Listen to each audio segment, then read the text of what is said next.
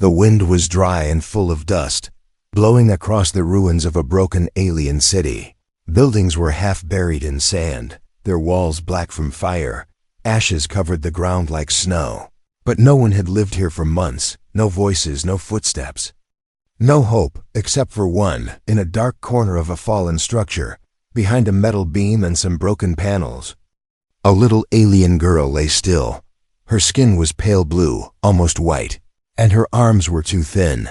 She hadn't eaten in days, maybe weeks. Her eyes were half open, glowing faintly in the shadows. She didn't cry, because she didn't have the strength anymore. Her clothes were torn, dirty, and too small for her. She didn't even remember when she last saw someone alive, but she remembered the fire, the screaming, the loud ships in the sky, then silence. Now she only waited for what she didn't know. High above the ruined planet, a small human scavenger ship flew alone. It was old, rusty, and slow, but it was still flying. Inside was an old man named Gregory, a human who had been collecting scrap from dead worlds for many years. He didn't care for war or politics. He just wanted parts he could sell, food he could eat, and peace in his final years. As he landed his ship near the ruins, his scanner beeped. It showed signs of weak energy, but no heat, no life still. Gregory grabbed his old gear and stepped outside. He walked slowly through the dusty streets, looking for anything useful.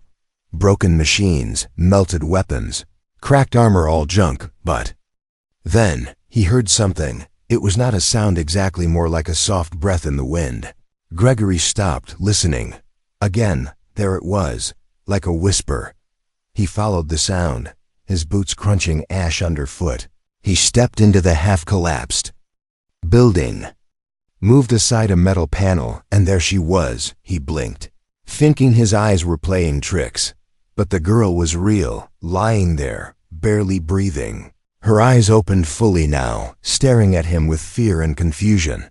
Gregory dropped to one knee, slowly, reaching out. "Hey there, little one," he said softly. "Don't be scared." But she didn't move.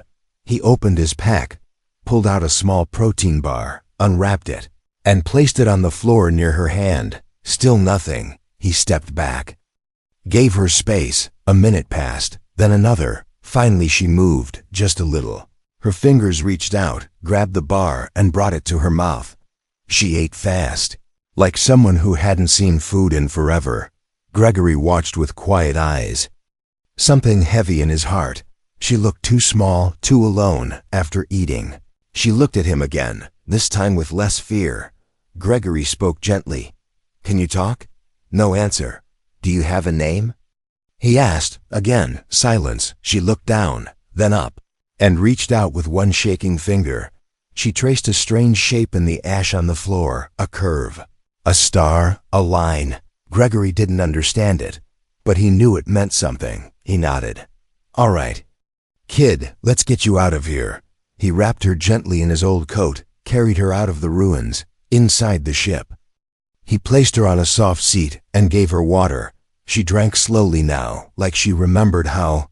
Gregory sat nearby, just watching her. He had seen many strange things in his life, but nothing like this. A child alone in a dead city, drawing symbols. In the ash, later that night, as she slept curled in a blanket, Gregory sat by the control panel. He looked at the shape she had drawn. It stayed in his mind like a question. What did it mean? Who was she? Why was she still alive when everyone else was gone? Then something strange happened. The ship's lights flickered. The screen on the wall turned on by itself. Words appeared, glowing in alien script. Gregory turned quickly. Zara, the girl, was still asleep, but her hand twitched slightly. The shape on the screen matched the symbol she had drawn in the ash. Gregory stared at it, his heart beating faster. This wasn't just any child. She had some kind of connection to ancient tech, to something powerful. As he looked back at her, he wondered if saving her would change his life forever. He had only come to find scrap, but instead, he found a mystery, a quiet, glowing mystery with sad eyes and a past too heavy for a child. And then, in the silence, she whispered one word in a soft, strange voice. A word Gregory didn't understand. But it chilled him to his bones, because her voice echoed like it came from deep inside the ship, and all the machines started to hum. The old ship floated silently in space, far away from war, cities, and noise inside. The small alien girl sat wrapped in a warm blanket, her eyes wide and alert. She didn't speak, not yet, but she watched everything with sharp attention. Gregory moved slowly around the control room, fixing broken wires, checking panels, pretending not to notice her stare. He had been alone for years, and now there was a child on board who didn't speak but made machines respond with her touch. Gregory placed a warm bowl of broth in front of her, steam rising gently from the surface. She stared at it, then at him, then began to eat, one slow spoonful at a time. He didn't ask questions, not yet. Every time he did, she just blinked and looked away. But Gregory could feel it in his bones.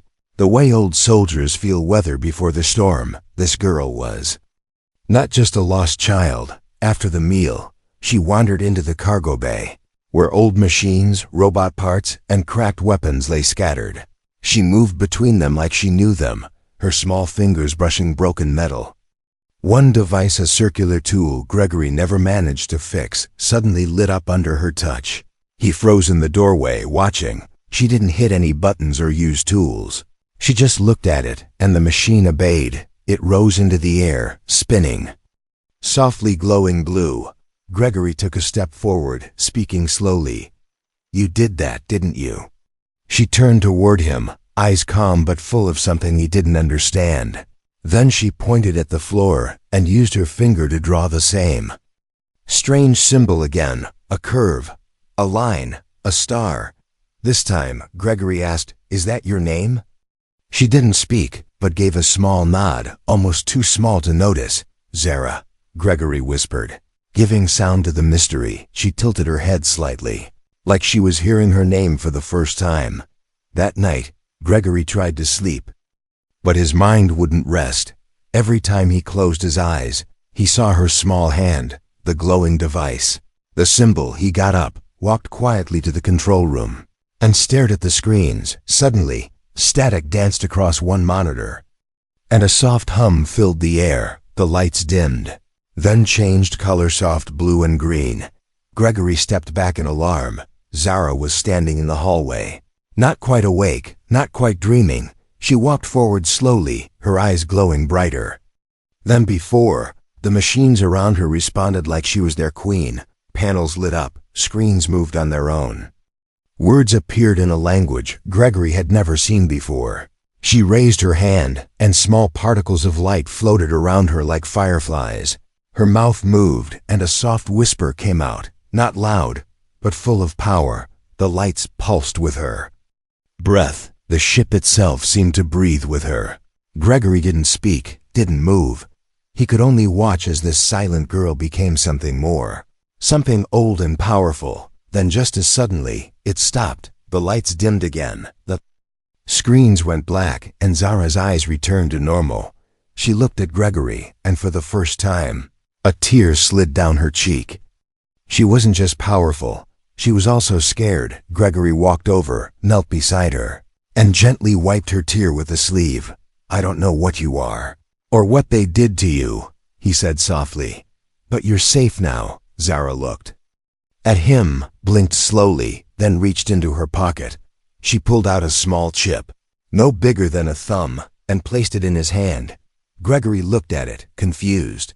"What's this?" he asked. Zara looked at the chip, then touched a screen on the wall. The screen flickered, then showed a star map, moving fast through coordinates and strange alien markings. Gregory's eyes widened. This wasn't just any data chip, it was a key, maybe a map, maybe even something worse. Zara pointed at one glowing red star on the map, then said one word. It was soft, broken, but clear. "Hiding." Gregory's heart skipped a beat. Who was hiding there, or what was hiding from them? He didn't know.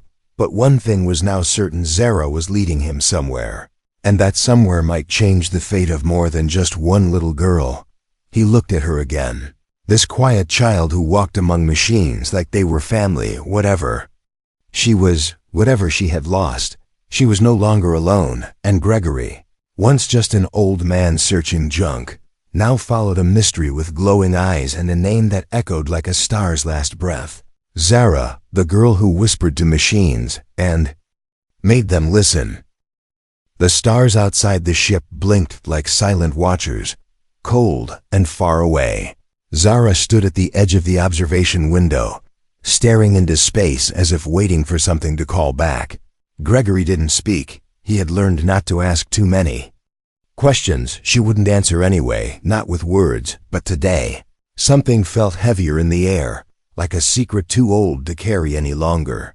The old man sat at the control desk, sipping warm tea, his hands shaking more than usual, not from age but from questions. The chip Zara gave him still rested in the ship's main terminal, its data locked by symbols no human ever used. She hadn't said anything more since the word hiding, but every time the map lit up, she stared at that one red star. Gregory watched her now, the way her eyes glowed softly, how her hands never stopped moving, touching, adjusting, feeling the ship like it was alive. One broken console near the engine room sparked last night, and Zara had simply placed her hand on it, whispering something he couldn't understand. And the spark stopped. Not only that, the machine began working again, better than before. She was fixing things without tools, speaking to tech without wires. Gregory finally asked, "How are you doing this?" She didn't look at him, just walked over to a broken drone lying on the floor, picked it up gently, and closed her eyes. The drone lifted from her hands and hovered mid-air, its lights blinking in a pattern Gregory had never seen. The ship's AI came online for the first time in years. A calm voice echoed through the control room. "Unknown command accepted," it said. "Access granted to level 0. Gregory sat straight, confused. "Level 0, he whispered. "That's restricted military code," the AI continued. "Priority recognized. Genetic signature. Match to source code origin." He looked at Zara, now slowly lowering the drone back down, her expression calm but distant. "What are you?" he asked quietly. "Who made you?" She turned her eyes toward him, soft and tired, and walked over, pulling a cracked cable. From the floor, using a small tool, she drew another symbol on the metal casing of the cable, one that glowed softly. Gregory stared at its same symbol she had drawn back at the shack, the one that lit up devices. Then she whispered a word, not in English but full of meaning, and something inside the ship's systems changed. The lights flickered twice, then stabilized, and more data filled the main screen. Gregory saw old files, sealed war logs, messages between alien scientists and their human allies from over 20 years ago. Words flashed on screen: Project Echo Flame, Biocore Interface Child, Voice Control Neural Matrix. Gregory felt cold. Even though the heater was on full, she wasn't just some alien girl who had survived a war. She was part of something built before the war even started. He scrolled through more logs, eyes wide, reading words that barely made sense. Zara walked over and gently placed her hand on his, as if asking him to stop. She didn't want him to see more, or maybe she didn't want him to be afraid. But Gregory wasn't afraid of her, not anymore. He was afraid of who else might be looking for her later that night. The ship picked up a signal, a soft repeating pulse, hidden deep in the background noise of space. Zara stood up the moment it started, as if she had been waiting for it. She walked to the main screen and tapped it once, revealing a hidden message. A bounty alert, written in 5 languages with a picture of her face in the center. Gregory's heart dropped. The price on her head was massive, and the message said, "Recover alive. Do not damage the core." Core, he repeated in his mind. They didn't even call her a person. He turned to Zara, who was now staring at her own picture. Not angry, not scared, just empty, like she had seen this too many times already. "Zara," he said gently, "we need to move. They're coming." She nodded slowly. then turned toward the ship's terminal and placed both hands on the panel. The ship began to hum, softly at first, then stronger, like it was waking up from a long sleep. And in that moment, Gregory realized something terrifying. The ship didn't belong to him. Not anymore. It belonged to her. To Zara, the girl who was never supposed to survive. And now, the galaxy was coming to take her back. But Gregory had already made his choice. He would protect her, even if it meant burning across every star in the sky. The sky above the old moon outpost turned red as the sun began to sink behind the sharp mountains. The wind picked up, carrying dust and silence together. Inside the ship, Gregory tightened the straps on the emergency pack, his hands moving quickly.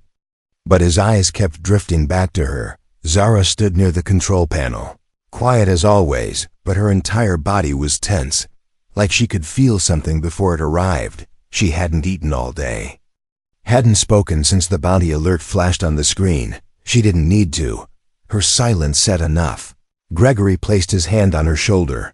"We have to go now," he said softly, but firmly. She turned her head, her glowing eyes catching the dying light through the window, and then she nodded once. The ship's door opened with a low hiss, revealing the empty canyon outside. Nothing moved, but the air felt wrong. Gregory took a step out, scanning the rocks, then pulled Zara close. Behind him, they headed for a tunnel below the cliffs, a path he used before when hiding salvage tech from raiders. Halfway there, the sound came low at first, like metal scraping metal, then louder, sharper, engines. Gregory turned and saw them, two small ships dropping fast from the clouds, black and angular bounty-class vessels. He grabbed Zara's hand and ran, pulling her into the narrow tunnel. The ships roared overhead, scanning the ground with blue lights, searching. Inside the tunnel, Gregory paused, breath heavy. "They're faster than I thought," he muttered. Zara pressed her hand to the wall, her fingers glowing slightly, and the old rocks began to shift, closing the tunnel behind them. Gregory stared, amazed again. "How do you keep doing that?" he asked. But she said nothing. They walked deeper, underground until they reached the backup hideout, a small space filled with old tech, broken tools, and a dusty chair. Gregory sat down, wiped sweat from his forehead. "They'll search the area," he said. "They won't stop." Zara finally looked at him, her lips parting slowly. "They always come," she whispered. It was the first thing she had said in hours, and her voice felt like it carried weight beyond the words. Gregory stood and began checking an old rifle. "I'll hold them off if they get close," he said. Zara walked over to a large metal case, untouched for years, placed her hand on it, and it opened without a sound. Inside was a device Gregory had never been able to repair. She touched its center, and it came to life, blue lights dancing around her fingers like fireflies. Then the moment broke. Explosions shook the ground above, dust falling from the ceiling like rain. They had found the ship. Gregory grabbed the rifle. "Stay here," he said, voice hard now. "Hide, do not move." He stepped out of the tunnel, gun ready, eyes sharp, but what he saw stopped him cold. One of the bounty hunters stood near the cliff, tall, armored, with a red visor, and a pulse rifle in hand. The hunter turned slowly, voice crackling through the helmet. "You have something we need, old man." Gregory raised his weapon. "You'll have to shoot through me." The hunter didn't laugh, didn't speak again. He just raised his rifle. But then a soft sound broke through the air, like glass humming. Zara walked out from behind the rocks, her feet silent, her hands glowing like stars. Gregory shouted, "No, stay back." But it was too late. The bounty hunter turned, raised his gun, but it began to melt in his hand, the metal warping, the energy core bursting with heat. The hunter screamed, dropped the weapon, and fell back, armor smoking. Zara's eyes burned bright now, and her voice rang out not loud, but sharp, a single word in her language. And the air around her bent like heat waves. The second hunter appeared from above, but his ship shut down mid-air, falling like a dead bird to the rocks below. Gregory stood frozen, the rifle slipping from his hand. Zara lowered her arms, the light fading from her fingers, but her eyes still glowing like moons. She looked at him, tired now, her small body shaking. "They won't stop," she said, voice cracked. "They know who I am now." Gregory walked to her, dropped to one knee, and held her close. "Then we run," he whispered. "Until you're strong enough to fight them all." She closed her eyes, leaning into him. And for a brief second, the stars above seemed to flicker, like they too were watching her, the girl who melted weapons, silenced ships, and spoke in the voice of machines. She wasn't just running anymore. She was beginning to awaken. The desert wind had stopped, but the silence felt heavier than noise, as if the planet itself was holding its breath. Inside the small cave, Gregory watched Zara sleep, her head resting on a folded cloth, her hand still glowing faintly, even. In rest, he hadn't closed his eyes since the attack. Every time he blinked, he saw her standing with her arms raised, melting weapons, freezing ships, not with violence, but with something deeper, older, something built into her very soul. She looked peaceful now, like a normal child, if he ignored the symbols faintly glowing on her skin. He stared at one near her shoulder. The shape reminded him of something, but he couldn't place it. He reached for the old data chip she had given him before, connected it to his portable terminal, and waited as the screen blinked to life. More files had unlocked after the fight, as if her power had given the chip permission to open. He scrolled slowly, heart thudding, each word tightening his chest. Zara model, Flame Core Prototype 1. He read it again, unsure if his eyes were lying.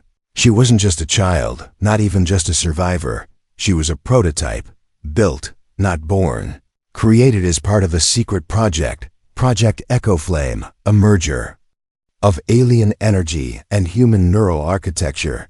She was a living key, a biological machine, designed to interface with dead technology and lost weapons. Gregory dropped the terminal, hands shaking. It clattered on the cave floor. Zara opened her eyes slowly, looked at him, then at the screen still glowing behind him.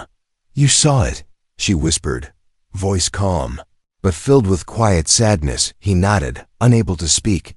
"I was made for war," she said, more to herself than to him. "But they stopped the project when they saw I was different." Gregory forced his voice out, dry and low.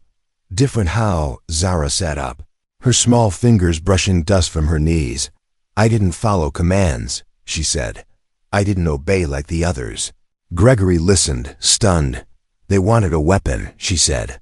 "But I felt feelings." She looked at him now, eyes glowing softer. "I wasn't supposed to feel." Gregory reached out, placing a hand on her shoulder. "You're not a weapon," he said gently. "You're a child." She didn't argue, didn't agree, just looked away toward the cave entrance, where the stars blinked quietly in the dark sky. "There's a place," she whispered after a long pause, "where the others sleep." Gregory leaned forward. "Others like you," she nodded. "They were put in stasis, hidden because they didn't follow orders either." His heart sank. "How many?" Zara looked back at him. "7, she said. "But I was the first." Gregory felt like the universe had just opened under his feet. "If they find that place," she continued, "they'll turn it into a weapon factory again." Gregory stood up, pacing, thinking fast. "Can you find it?" She nodded slowly. "I need the old coordinates. My father hid them in a ship buried under the ashes of the Kordar ruins." He stopped. "That's a dead zone," he said. "No one goes there, even scavengers avoid it." "I can go," she said softly. "The machines there still remember me." A long silence filled the cave. Gregory finally looked down at her. "Then we go," he said. "We find your family." Zara stood too, her small frame straight and quiet. "They won't like being woken," she said. "They've been dreaming for a long time." He gave a weak smile. "Well, let's knock real gently then." She tilted her head, trying to understand the joke, then nodded seriously. Outside, the air grew colder, and somewhere in the sky, another signal blinked to life. The hunt wasn't over. Not even close, but now they had a direction. And Gregory understood something clear and final. Zara wasn't running anymore. She was going home. And she wasn't going alone. The sky above the Kordar ruins was stained with ash and memories. Broken towers reached for the clouds like the fingers of giants long dead, and the wind moved with a strange rhythm, like it remembered what happened here. Gregory's boots crunched against shattered glass as he stepped carefully through the wreckage. His rifle strapped to his back, eyes watching every shadow. Zara walked in front of him, silent and steady, her hands moving across old metal and stone as if she was reading the ground like a book only she could understand. They had been walking for hours, deeper into the ruins, past warnings, traps, and machines long forgotten, but none of the machines attacked her. They moved aside, powered down, or simply hummed in welcome. Gregory had stopped trying to understand it. She wasn't breaking the systems, she was part of them. Finally they reached it, a round dome half buried in the earth, its doors sealed by vines, dirt, and time. Zara stepped forward and touched the surface, her palm glowing as symbols appeared beneath her hand. Old letters from a language even the galaxy had erased. The door opened with a deep groaning sound. The air inside was still and dry, untouched for decades. Gregory followed her in. Flashlight shaking slightly in his hand, the room was filled with old screens, crystal servers, chairs covered in dust, and at the center a capsule, cracked and empty. Zara stared at it for a long time, then whispered, "This was where he left me." Gregory looked around. "Your father," she nodded once. "He hid me here when they came to destroy everything." She walked to a terminal on the far wall and placed her hand on it. Her eyes closing, her breathing steady. The lights flickered, and a soft blue glow filled the room. A figure appeared, tall, gentle, and full of sorrow. It was a hologram of an alien man, his face kind, his voice soft and slow. "To my daughter Zara," he began. "If you are seeing this, then I am gone, and you have awakened too soon." Gregory stepped back, stunned, listening. "I created you to be more than what they wanted." The voice continued, "You were not made for war, but for peace, for healing the broken bond between machines and souls." Zara stood still, her lips parted, her hands clenched. "But the galaxy feared what it could not understand," her father's voice said. "And so they came, with fire and fear, and we had to hide you." The message grew quieter, more strained.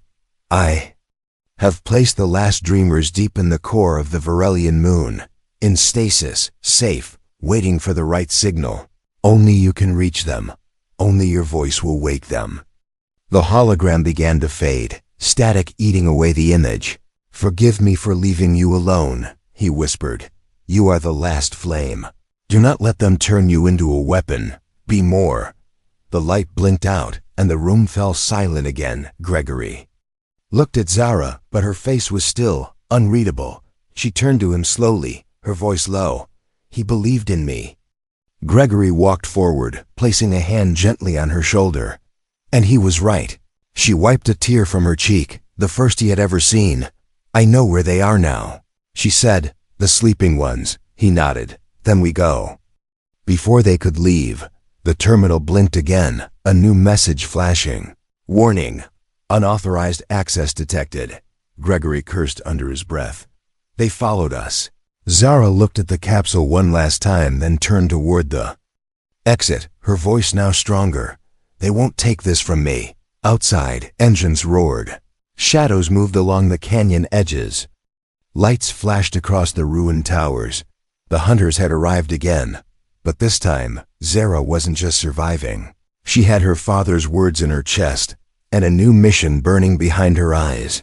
She was ready to wake the dreamers, and nothing would stop her now. The Varelian moon rose like a sleeping giant above the stars.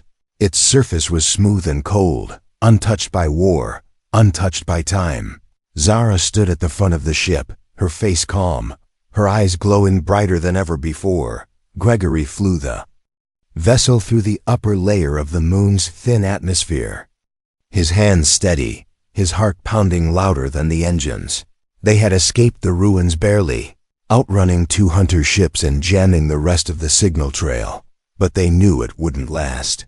This place, this moon, was their only chance. Now Zara guided him through the dark canyons and finally pointed at a black mountain with no entrance. No markings, nothing to show it was alive. Gregory slowed the ship, confused. "Are you sure?" Zara nodded and walked to the rear hatch, stepping out before the ship had even touched the ground. The moment her feet hit the surface, the mountain shook. Lines of blue light cracked open across the rocks, forming a pattern so old, even the galaxy had forgotten its meaning. The door opened, not with sound, but with silence. Inside the mountain was a hall carved from metal and crystal.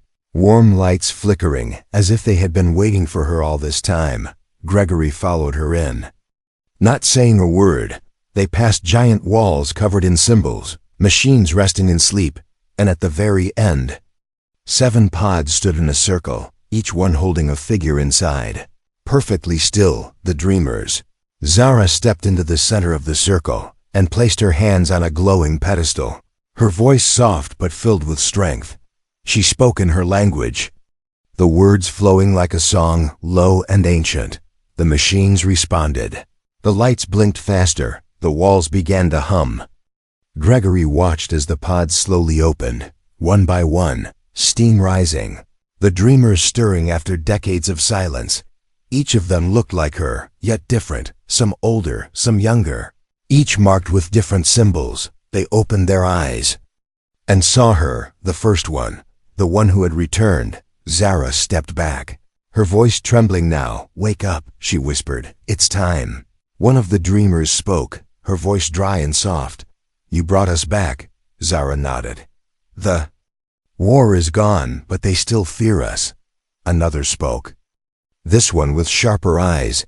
"Then they will come again." Gregory stepped forward. "Let them come," he said. "They'll find you're not alone anymore." The dreamers turned toward him, surprised to see a human standing with them. Zara looked at them all, her voice steady now. "We are not weapons," she said. "We are the future outside." Warning lights flashed inside Gregory's ship. A fleet of bounty ships had entered the moon's orbit, moving fast. Zara and the dreamers walked toward the exit, their steps slow but heavy with purpose. As they stepped into the light, the sky above split with engine fire, ships descending like black rain. Gregory grabbed his rifle, ready to fight, but Zara raised a hand, stopping him. She turned toward the sky, her hands glowing with energy, and whispered a word that bent the air around her. The lead ship froze mid-air, systems crashing, lights going dark. The others stopped behind it, confused, scanning, trying to understand, but it was too late. The dreamers joined her, forming a circle, their voices rising in a language older than stars. The machines in the enemy fleet responded not with fear, but with loyalty. One by one, the ships turned, facing away, refusing to fight. The AI systems recognized the original creators and shut down their weapons. No fire, no war. Just silence and surrender. Zara's eyes dimmed slowly, her body weak but standing tall. She turned to Gregory and smiled for the first time. "It's over," she said. He stepped forward and placed his coat over her shoulders. "No," he said. "It's just beginning." Behind them, the dreamers gathered, looking out at the stars. No longer hiding, no longer afraid. And in that moment, the galaxy changed, not with war, but with a whisper. The flame that had been forgotten now burned bright again, and the girl who once starved in silence had lit the path for all to follow.